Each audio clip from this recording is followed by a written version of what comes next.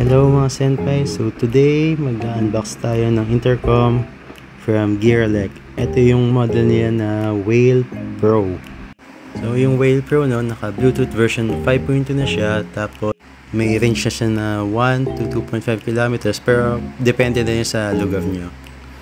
Kasi medyo may interference, so medyo bababa yung layo. So ito na nga yung Gearelec Whale Pro, naka-carbon fiber so ito, unbox natin yung mga accessories niya. Ayan yung manual niya. Ayan, maraming laman. Actually madami siyang laman. So ito yung speaker, Type-C cable, USB to Type-C, yung mga mounting niya. Alam ko dalawa yan eh. Okay. So ito, buksan natin yung speaker set nila, So ayan, kasama yung hard mic, tsaka yung speakers. Hindi ko lang sure kung 38 or 41mm yung speakers, pero try natin sukatin next time. So kagandahan dito, yung wear nila is medyo makapal siya, pero malambot siya, ito, kasama din pala yung soft mic para ito sa mga full face helmet.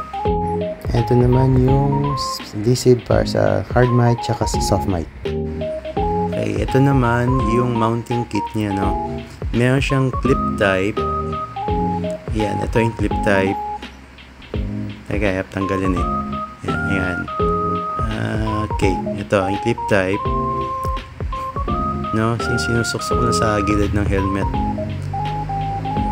Yan. Meron din, ito yung adhesive type. Yung mga kasama yung adhesive.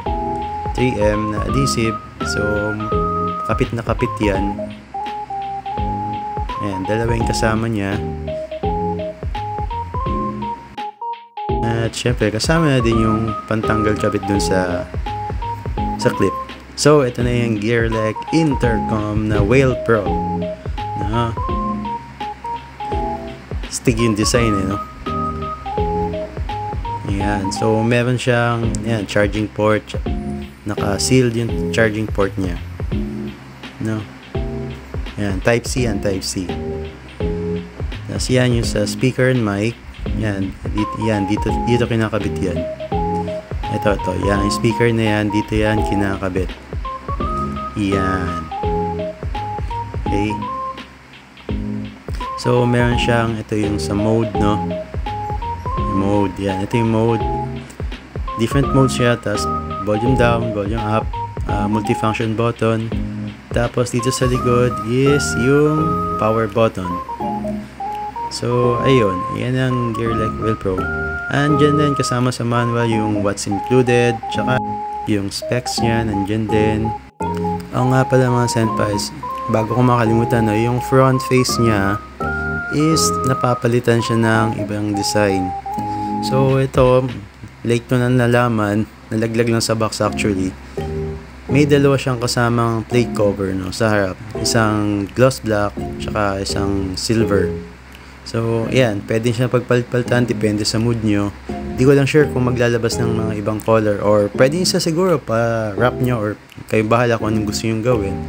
Ayan, so pwede siya maging black, pwede maging silver, pero sa carbon muna tayo. Bali tatlo yung kasamang plates, Kung gusto nyo pong order mga senpais, i-add ko na lang siya sa basket ko dito sa TikTok. Pwede nyo din sila i-search sa Shopee, Lazada. Type nyo lang Gearelec, lalabas naman yan yung mga intercom nila. Tapos meron din silang mga pang kotse, mga pang automotive. Meron silang mga Android stereo. So check nyo na lang dun sa shop nila sa Lazada or Shopee. Okay, bye senpais!